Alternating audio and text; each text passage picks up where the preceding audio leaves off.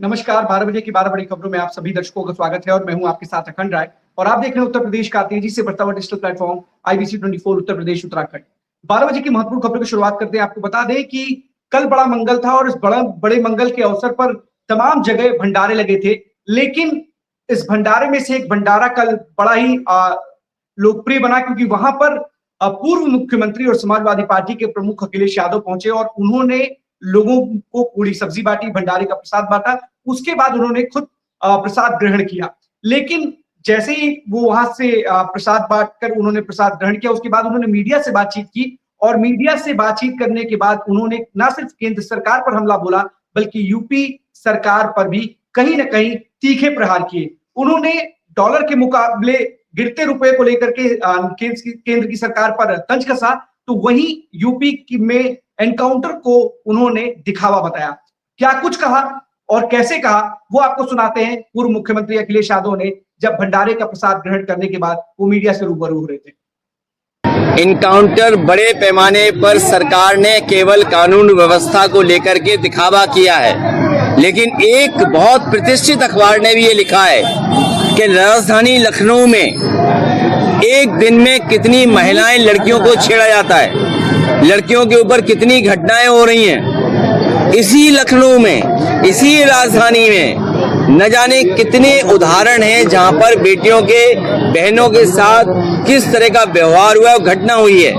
और सरकार को वो आंकड़ा भी जनता को देना चाहिए जिसमें सबसे ज्यादा दलित, सबसे ज्यादा हमारी बेटियां, सबसे ज्यादा महिलाओं के साथ घटनाएं घटी हैं। और फिर सरकार वो आंकड़े देना क्यों भूल जाती है कि हमारा रुपया कितना और गिरेगा। क्या पाताल लोक में ढूंढेंगे जाके रुपया को? क्या रुपया इतना नीचे जाएगा कि लग रहा है पाताल लोक की तरफ दिशा बन गई है। और याद रखिए, जब डीजल पेट्रोल आगे ऊपर बढ़ता है तो हर चीज महंगी हो जाती है। सब्जियां महंगी होंगी, खाने पीने का सामान महंगा होगा, दूध दही महंगा होगा, जरूरत की चीजें महंगी होंगी। हर एक को मौका मिलेगा महंगाई बढ़ाने का। महंगाई भी बढ़ती चली जा रही है। जहां ये एनकाउंटर के आंकड़े दे रहे हैं, वही डीजल पेट्रोल के भी तो आंकड़े दें। अभी जनता सावधान रहे, बीजेपी और बढ़ाएगा डीजल पेट्रोल की कीमत। ये जो गैस सिलेंडर और महंगा होगा। अरे अभी वर्क फ्रॉम होम नहीं, नो वर्क का भी ये करेंगे फैसला। क्या आप काम ही मत करो, घर बैठो। सुन रहे थे आप किस तरीके से पूर्व मुख्यमंत्री अखिलेश यादव केंद्र सरकार पर हमलावर थे और कहीं ना कहीं तंज कस रहे थे गिरते रुपयों को लेकर के। वहीं उत्तर प्रदेश सरकार में, यूं कहें कि यूपी गवर्नमेंट जिस तरीके से एनकाउंटर को लेकर के सख्त है, योगी सरकार पूरी तरीके से अपराधियों के प्रति सख्त है, उसको लेकर के भी साफ तौर पर अखिलेश यादव कहना है कि ये दिखावा है, एनकाउंटर नहीं है। वहीं अगर महिलाओं की बात करें तो उन्होंने साफ तौर पर कहा कि सरकार को आंकड़े जारी करनी चाहिए कि किस तरीके से पीडीए की महिलाओं के साथ कितने ज्यादा इस तरीके की छेड़खानी की घटनाएं हो रही हैं। लेकिन सबसे बड़ी बात है कि महिला पीडीए की हो या फिर अगड़ी जाति से ताल्लुक रखती हो, महिला महिला ही है। इस पर इस तरीके की राजनीति करना राजनेता अपने हिसाब से जरूर करते हैं, लेकिन इतना जरूर है कि कहीं ना कहीं जिस तरीके से अपराधियों के खिलाफ जीरो टॉलरेंस की नीति के तहत लगातार अपराधियों के खिलाफ कार्रवाई की जा रही, यूपी पुलिस कर रही है और एनकाउंटर में लगातार ऐसे जो भी अपराधी हैं, जो इस तरीके की जो अपराध करने में माहिर हो या लगातार अपराध को अंजाम दे रहे हो, उनके खिलाफ लगातार पुलिस कार्रवाई कर रही है। और एक एक करके हमने कई मामले देखे कि किस तरीके से अपराधियों को उनके अंजाम तक पहुंचाया जा रहा है या फिर सलाखों के पीछे भेजा जा रहा है। लेकिन इन सारे मामलों को या इनकाउंटर्स पर सीधे तौर पर पूर्व मुख्यमंत्री और समाजवादी पार्टी के प्रमुख अखिलेश यादव सवाल उठाते हुए नजर आ रहे हैं। अब चलते अपने सभी सहयोगियों के पास। हमारे साथ इंद्रवीर जुड़े हुए रायबरेली से। इंद्रवीर, कल भी थे राहुल गांधी रायबरेली में और आज उनका आखिरी दिन है। अमेठी से वो लखनऊ आएंगे और लखनऊ से सीधे वापस दिल्ली चले जाएंगे। इन 2 दिनों में क्या कुछ हुआ और किस तरीके से उन्होंने कार्यकर्ताओं के साथ बातचीत की और क्या कुछ किया राहुल गांधी ने, जो नेता प्रतिपक्ष है, जो इस वक्त रायबरेली दौरे पर है?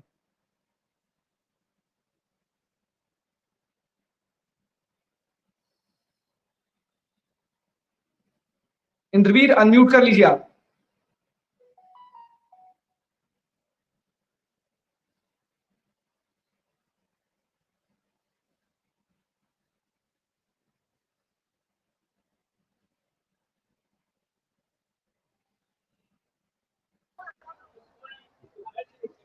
बताना चाहूंगा जिस तरीके से अगर मैं के दौरे पर अपने संसदीय क्षेत्र में राहुल गांधी लेकर पहुंचे हैं और आज हमारी मौजूदगी थाना डी क्षेत्र के अंतर्गत जो कि भुए में जो गेस्ट हाउस है राहुल गांधी का वहां से कुछ चंद किलोमीटर की दूरी पर है और उस बीरापासी यहाँ के लोगों की लड़ाई लड़ी इन्होंने और उस एक उसकी जो है मूर्ति का उनकी आज अनावरण किया है और जो है एक बार दिखाना चाहूंगा वो एक मंच है और इस राहुल गांधी के साथ साथ अगर मैं बात करूं तो तमाम सारे ऐसे अपोजिशन के हैं वो चाहे उत्तर प्रदेश के अजय राय हो, प्रदेश अध्यक्ष हो के.एल. शर्मा हो और बाराबंकी के जो सांसद हैं तनुज पुनिया वो है, मोना मिश्रा है, आराधना मिश्रा और तमाम सारे उनके अपने पदाधिकारी रायबरेली के ये सब बैठे हुए हैं और इस मंच पे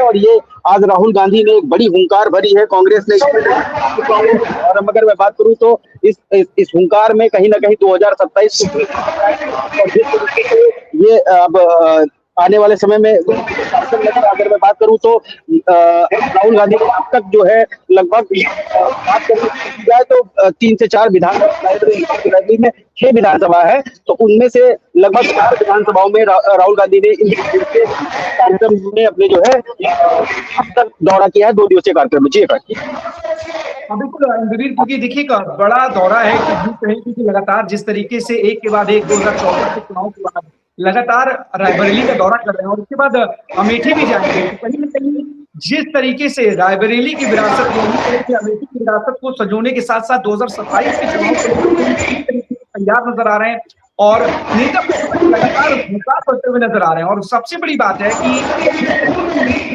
बड़ी तादाद में उनको सुनने के लिए तमाम वहां के जो लोग हैं वो पहुंचे हुए हैं और इंद्रवीर ने वो तस्वीरें भी दिखाई है कि किस तरीके से नेता प्रतिपक्ष के रायबरेली में होने का। देखिए लगातार नेता प्रतिपक्ष अगर देखें तो कई दिनों से जा रहे हैं और आपने जिस तरह से आप मेरे पीछे देख सकते हैं अगर मैं आपको एक मिनट रोक है और वो मैं एक बार दिखाऊंगा भी। देखिए वो संविधान को लेकर भाजपा पे हमलावर है, संविधान को लेकर के नेता हमलावर है। मैं एक बार दिखाना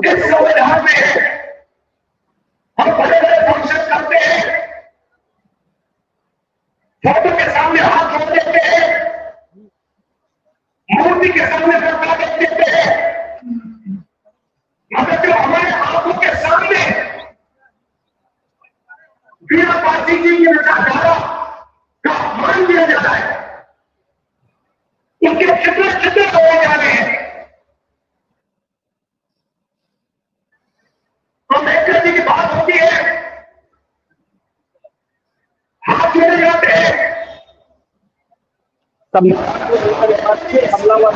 और मैं फिर बता दूं कि लगातार कल पहले डीजल को लेकर के फिर से बड़ी बात करी है, आर्थिक का एक बड़ा संकट आएगा और बड़ा विस्फोट होगा, ऐसे तमाम बातें अब इसमें राहुल गांधी करते दिख रहे अपने 2 दिवसीय दौरे पर। जी बिल्कुल, लगातार जिस तरीके से पेट्रोल डीजल की कीमतों में इजाफा हुआ है उसको लेकर के भी साफ तौर पर कहीं ना कहीं हमलावर हैं और कहीं ना कहीं केंद्र की सरकार पर वो लगातार इसको लेकर के दबाव बनाने की कोशिश कर रहे हैं और साथ ही साथ उन्होंने बताया है कि जनता तैयार रहे और भी ज्यादा महंगाई बढ़ने वाली है, महंगाई बम फूटने वाला है। फिलहाल इस पूरी इनके दौरे पर नजर जरूर बनाए रखिएगा इंद्रवीर और जो भी अपडेट होगा हमारे बच्चों को जरूर दीजिएगा। बहुत बहुत धन्यवाद हमारा। कहीं ना कहीं जिस तरीके से इंद्रवीर ने बताया कि 2 दिवसीय दौरे पर हैं राहुल गांधी और जिस तरीके से साफ तौर पर जनता को संबोधित करते हुए बता रहे हैं कि देश में किस तरीके से ना सिर्फ गरीबों को परेशान किया जा रहा है, संविधान को लेकर के भी बात करते हुए दिखाई दे रहे हैं। तो साफ तौर पर देखा जा रहा है क्योंकि 2 दिनों के दौरे पर वो रायबरेली पहुंचे हुए हैं और यहाँ से अमेठी भी जाएंगे और अमेठी में कहीं ना कहीं अमेठी के बाद कार्यकर्ताओं से मुलाकात करेंगे, वहां पे जिलाध्यक्ष के घर जाएंगे और साथ ही साथ जब उसके बाद वो लखनऊ आएंगे, लखनऊ से सीधे वो दिल्ली के लिए प्रस्थान करेंगे। तो साफ तौर पर नेता प्रतिपक्ष राहुल गांधी जनता को संबोधित करते हुए रायबरेली दौरे पर आप सुन सकते हैं। आपको बता दें कि पूरे देश में मेडिकल स्टोर संचालकों ने दुकानें बंद करने का फैसला किया है, 24 घंटे के लिए हड़ताल पर है, जिससे कहीं ना कहीं एक परेशानी उन तमाम लोगों को है जो मेडिकल स्टोर से दवाइयां खरीदते थे। आपको बता दें कि मेडिकल स्टोर एसोसिएशन जो है उन्होंने इसको All India Organisation of Drug and Chemist जितने भी हैं उन्होंने इस का आह्वान किया जिसके तहत 24 घंटे के लिए दुकानों को बंद किया जाएगा। इसके पीछे जो उनका तर्क है वो ये है कि ऑनलाइन जिस तरीके से मेडिकल जो दवाइयां हैं, जो मेडिसिन है, उनको कम दामों में दिया जाता है बिना किसी डॉक्टर के प्रिस्क्रिप्शन के। इससे कहीं ना कहीं जो जो छोटे व्यापारी हैं, जो छोटे मेडिकल स्टोर संचालक हैं, उनको इससे अच्छा खासा नुकसान हो रहा है और साफ तौर पर इनको बंद करने के लिए वो केंद्र सरकार से मांग कर रहे हैं। तो साफ तौर पर बड़ा असर इसका दिखाई दे रहा है। पूरे देश में करीब 12.5 लाख दुकानें हैं जो साफ तौर पर देखी जा सकती है कि वो बंद है। हमने लखनऊ में भी जायजा लिया, लखनऊ में भी हमने कई जगहों, कई स्टोर्स पर गए, तो पहले जो दुकानें सुबह 8 बजे खुल गई थी, वो सुबह 10 बजे से पहले ही बंद होती हुई दिखाई दी, क्योंकि साफ तौर पर जो उनके एसोसिएशन के लोग हैं, उन्होंने उनको एक मैसेज किया था कि आज दुकानें बंद करिए, क्योंकि एक मैसेज देना है। साफ तौर पर इस मैसेज के तहत सरकार के ऊपर वो दबाव बनाना चाहते हैं कि किसी प्रकार से ऑनलाइन जो बिक्री हो रही है दवाइयों की, उसको रोका जा सके, क्योंकि कहीं ना कहीं उनका कहना है कि कॉर्पोरेट जो है, बड़ी बड़ी कंपनीज है, वो छोटे दुकानदारों को खत्म कर देंगे, क्योंकि हैवी डिस्काउंट देते हैं। वही कुछ जो दुकानदार है, उनका साफ तौर पर कहना है कि जो भी जितने भी ये जो मेडिसिन या जो मेडिकल स्टोर संचालक हैं, उनका भी साफ तौर पर कहना है कि नकली दवाइयों का बाजार ऑनलाइन बहुत धड़ल्ले से चल रहा है और नकली दवाइयां लोगों को पहुंचाई जा रही हैं। जो मेडिसिन लोगों को नहीं देनी चाहिए, बिना डॉक्टर के प्रिस्क्रिप्शन के नहीं देनी चाहिए, उनको भी आसानी से दिया जा रहा है। इस तरीके से कहीं ना कहीं जो ऑनलाइन मेडिकल फैसिलिटीज या यूं कहे मेडिसिन की सप्लाई है, उस पर जरूर रोक लगानी चाहिए। इससे कहीं ना कहीं बड़ी समस्या दिखाई देगी। फिलहाल साफ तौर पर इसका असर उत्तर प्रदेश में भी दिखाई दे रहा है। लखनऊ के अमीनाबाद मार्केट, जो कि बड़ा मार्केट है, वो भी बंद है और तमाम जो दुकानें हैं, जो मेडिकल स्टोर्स हैं, वो भी बंद दिखाई दे रहे हैं। अब चलते हैं रोहित के पास, हमीरपुर से हमारे साथ जुड़े हुए हैं रोहित। रोहित, कौन सी खबर है हमीरपुर से आज?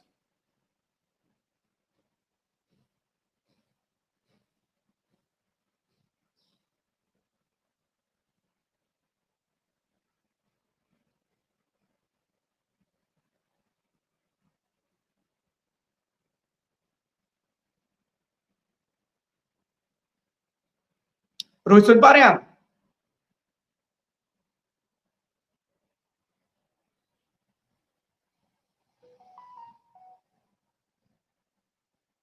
रोहित से फिर से कनेक्ट करने की कोशिश करेंगे, क्योंकि कहीं ना कहीं कुछ नेटवर्क।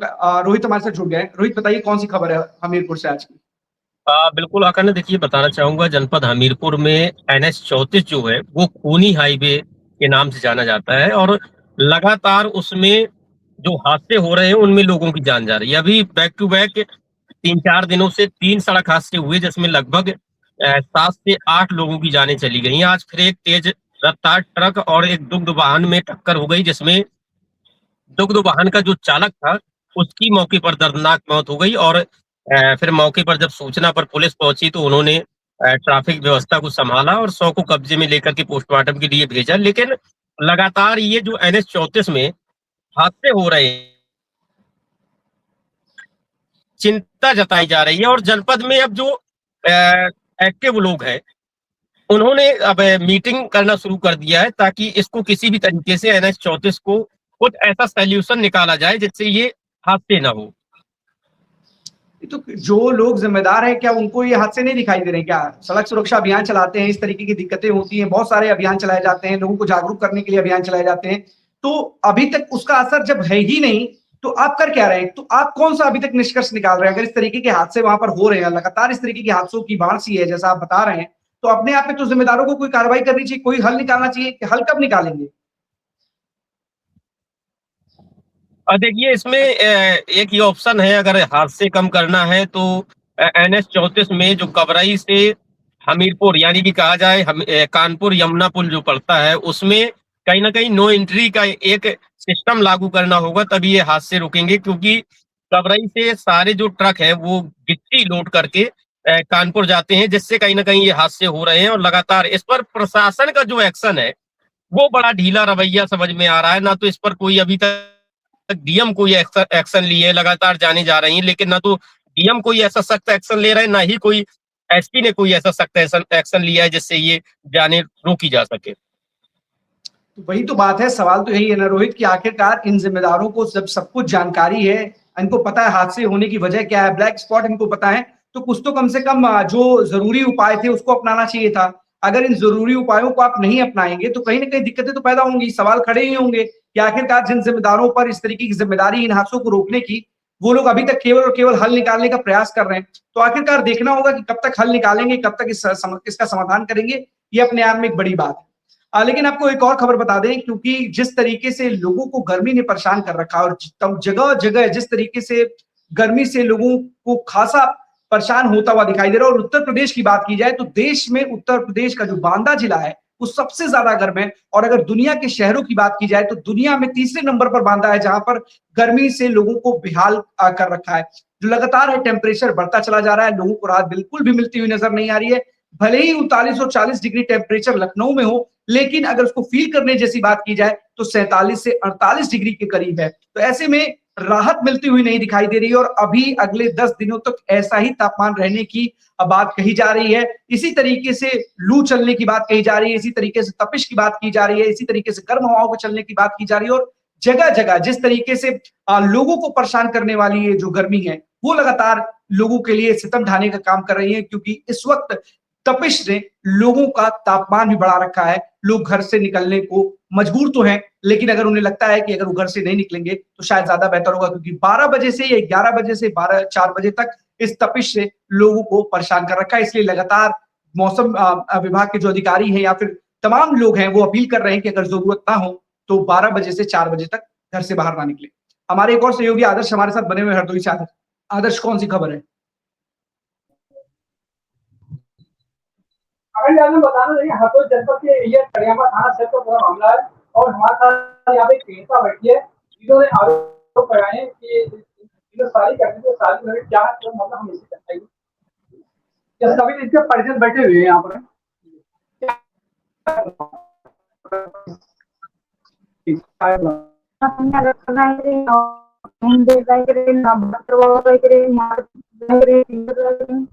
और उनकी जो सास रहे वो मदद से उन्हें मस्ती रह करे और लीवर रहे वो बहुत मार रह करे जैसे और जो साइन करवा ली कोर्ट का दे दी और कोर्ट में जो हमें बताओ कुछ भी नहीं करो, हम किसान तरीके दे तो साइन कर दे इसे।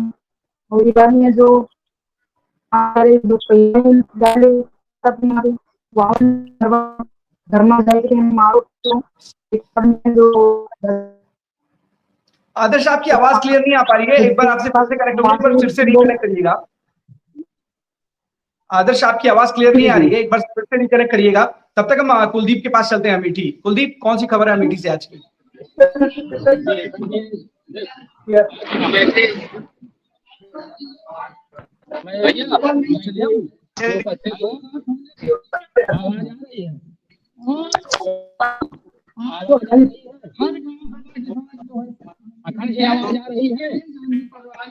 हाँ कुलदीप जी, बताइए आप। मैं इस समय पर उपस्थित हूँ। यहाँ पर जो है नेता प्रतिपक्ष राहुल गांधी अभी कुछ ही समय में उपस्थित होने वाले हैं और अमेठी जनपद के जिला स्तर के सभी नेताओं से और ग्राम स्तर के जो कमेटियां बनी हैं उनसे भी राहुल गांधी मुलाकात करेंगे। मैं बता देना चाहता हूँ कि जिस प्रकार से आज योगेंद्र मिश्र जो पूर्व जिलाध्यक्ष कांग्रेस कमेटी के थे, उनके घर राहुल गांधी जाकर शोक संवेदना भी व्यक्त करने करेंगे और उसी के साथ साथ बड़ी ही तादाद में लोग यहाँ पर इकट्ठा हैं, जहाँ पर राहुल गांधी का अभी थोड़ी ही देर में आना निश्चित है। थोड़ी देर में नेता तक राहुल गांधी अभी थोड़ी देर में यहाँ पर पहुंचकर राम जनमानस के साथ इनका कोई ठिकाना नहीं है। ऐसे हम नेताओं से चाहे वो ग्राम स्तर के हो, चाहे रोड स्तर के हो, चाहे जिला स्तर हो,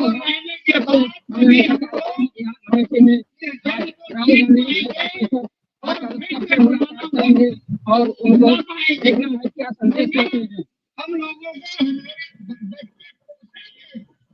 आप लोगों ने क्या किया? बिल्कुल कुलदीप, जिस तरीके से राहुल गांधी नेता प्रतिपक्ष अमेठी दौरे पर और कहीं ना कहीं उनको लेकर के व्यवस्था साफ तौर पर दिखाई भी दे रही है और बता भी रहे हैं तो साफ तौर पर देखे भी जा रही है, तो अपने आप में लगातार कहीं ना कहीं जिस तरीके से नेता प्रतिपक्ष राहुल गांधी 2 दिनों के दौरे पर थे, राहुल गांधी रायबरेली और अमेठी के दौरे पर आए और अमेठी के बाद वो सीधे लखनऊ आएंगे और लखनऊ से सीधे वो दिल्ली चले जाएंगे। तो कहीं ना कहीं 2027 के चुनाव को लेकर के तैयारियां तेज हो गई हैं और कांग्रेस भी पूरे दमखम के साथ मैदान में उतर चुकी है और 2024 के चुनाव के बाद से ही लगातार नेता प्रतिपक्ष राहुल गांधी के दौरों में इजाफा हुआ है और एक के बाद एक उनके कई दौरे रायबरेली में हुए और उनका जो क्रेज है वो भी रायबरेली में साफ तौर पर देखा जा सकता है, अमेठी में भी देखा जा सकता है कि उनको सुनने के लिए बड़ी तादाद में लोग वहां पर पहुंचे हुए हैं। और जिस तरीके से कुलदीप और इंद्रवीर रायबरेली से बता रहे हैं और कुलदीप अमेठी से, उन्होंने साफ तौर पर बताया कि बड़ी तैयारी है और जनता अपने नेता को सुनने के लिए बड़ी व्याकुल भी है और कहीं ना कहीं उनके काफिले के साथ किस तरीके से वो अपना काफिला रोक करके लोगों से मिलते हुए देखे जा सकते हैं, तो अपने आप में बड़ी बात है। 2027 के चुनाव को लेकर के इसको साफ तौर पर देखा जा सकता है। तमाम जो कांग्रेस के बड़े नेता हैं उत्तर प्रदेश के, वो उनके साथ मौजूद है और कहीं ना कहीं 2027 की तैयारी अभी से शुरू हो गई। बहुत बहुत धन्यवाद आपका कुलदीप, तमाम जानकारी के लिए नजर बनाए रखिएगा आप।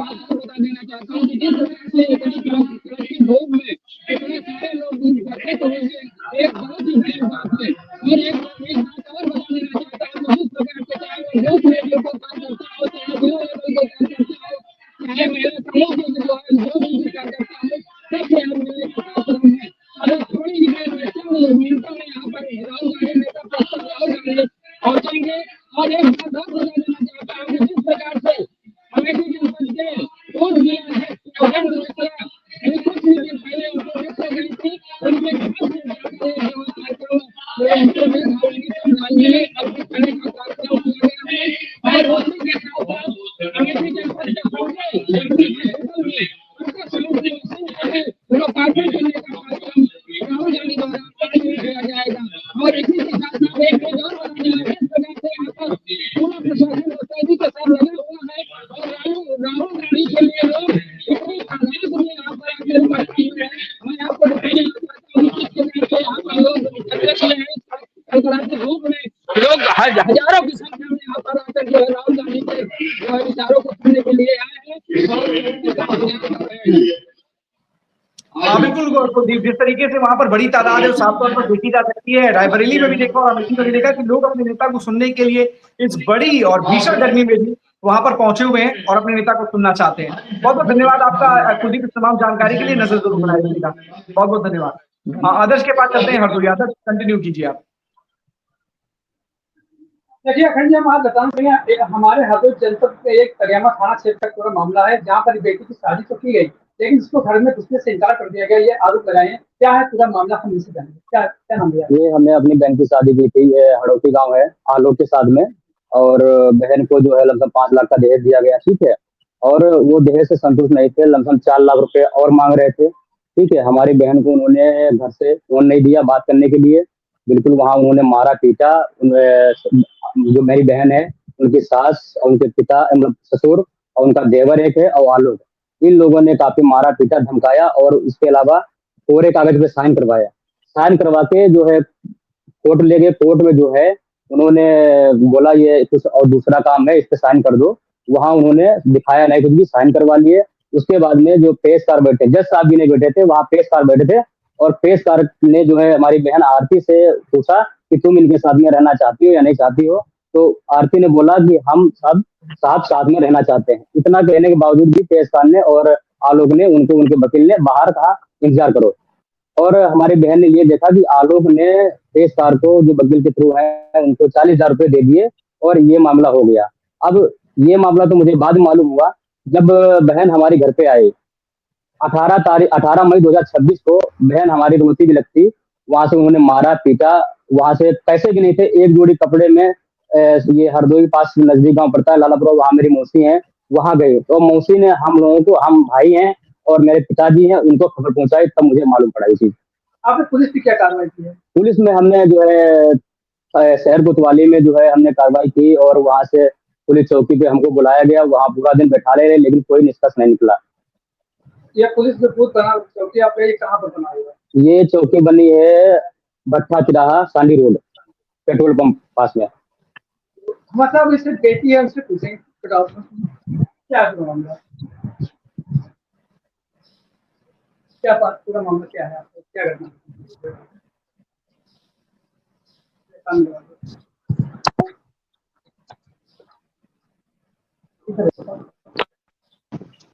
क्या?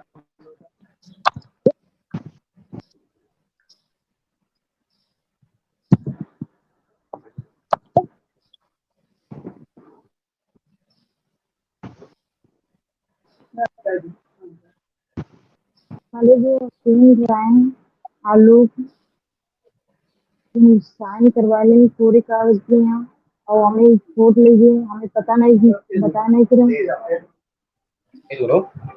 जो आलोक रहे साइन करवा लें और फोट लीजिए जो वाहन जो हम कहेंगे कि साइन यहाँ कर दो तो हमने साइन कर दी और हमें कुछ भी बताओ नहीं। और इसी बात है जो जो एक दूसरी बार गए हैं वाहन का जो तो हमारे हस्बैंड तुमने साइन किस पर करवाया?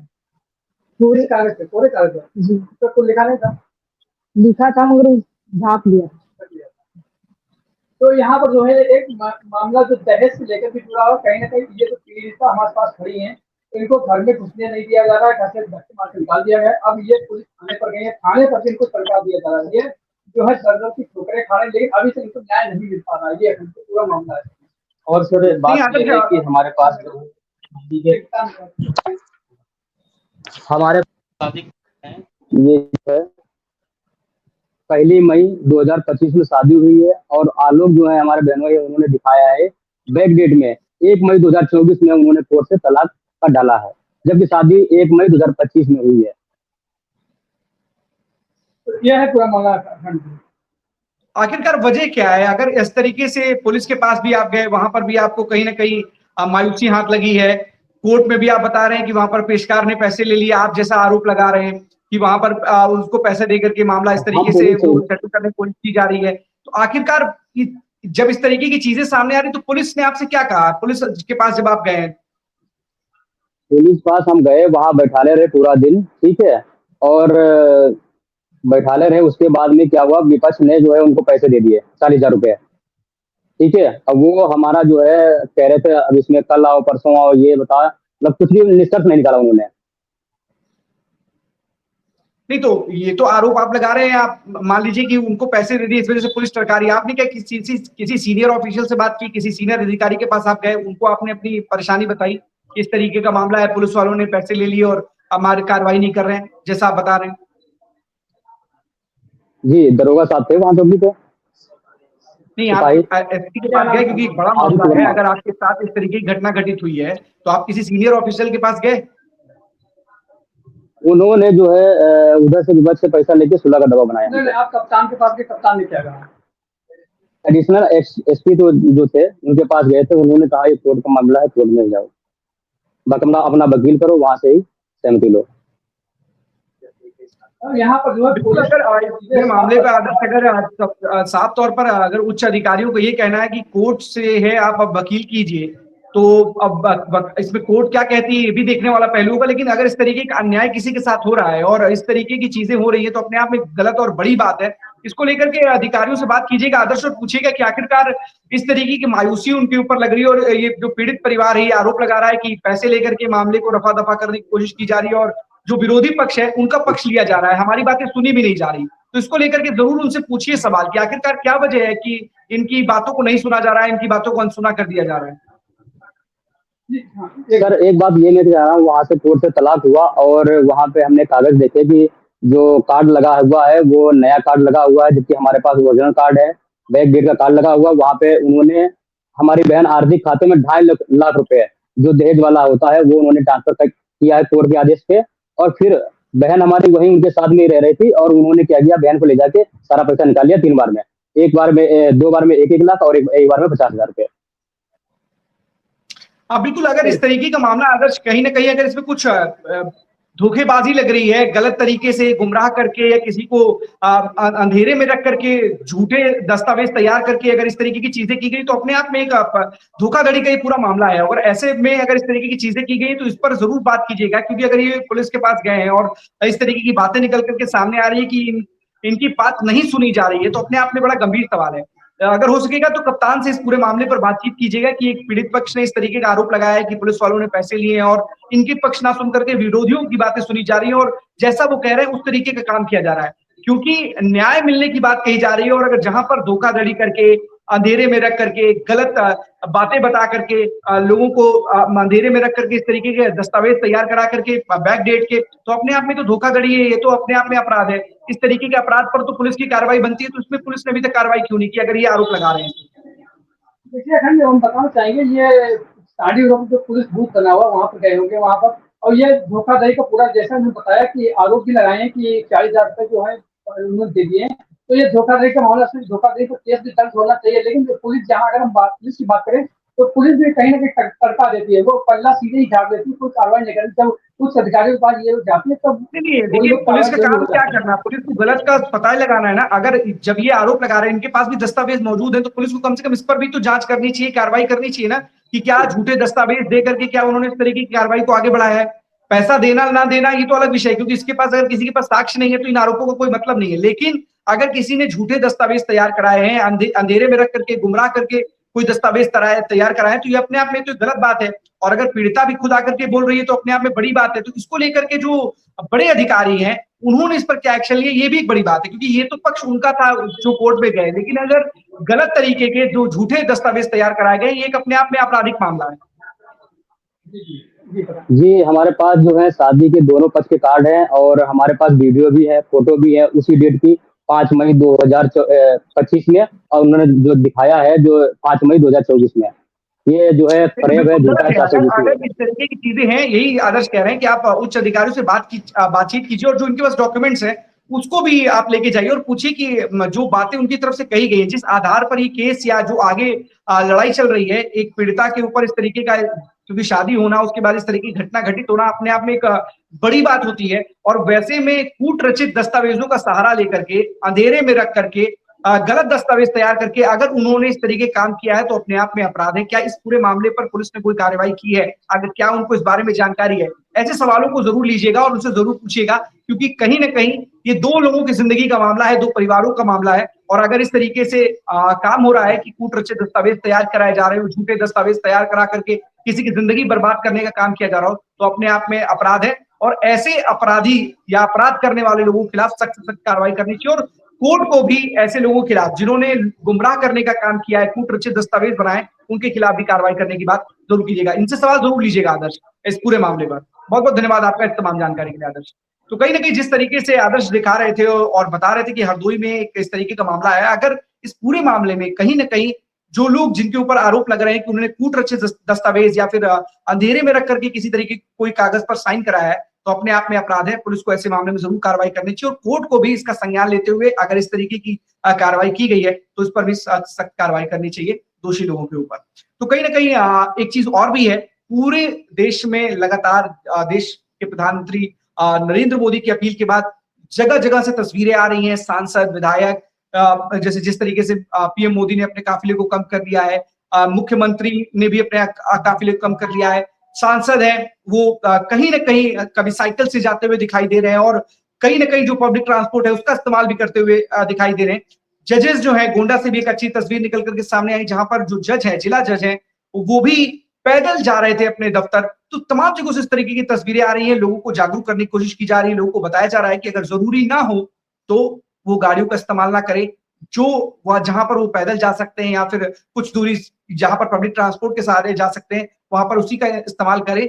पर्सनल व्हीकल से तभी जाएं जब बहुत ज्यादा जरूरी काम हो। तो तमाम इस तरीके की तस्वीरें आ रही है, लेकिन इसके साथ ही दूसरी तस्वीरें भी आ रही हैं जहां पर लोगों की बड़ी लंबी लाइनें भी देखने को मिल रही हैं।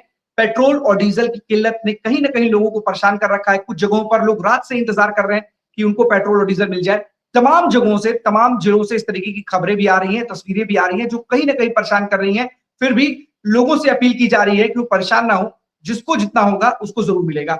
और वहीं साथ साथ जिस तरीके से गर्मी लगातार बढ़ रही है, इस गर्मी के साथ साथ जो बिजली की मांग है उसमें भी बेतहाशा बढ़ोतरी देखी गई है और कहीं ना कहीं इस मांग को पूरा करने के लिए बड़ी दिक्कतों का सामना करना पड़ रहा है। लेकिन सबसे बड़ी बात है कि कुछ जगहों पर बिजली कटौती से लोग इतना आहत और परेशान है कि वो बिजली दफ्तर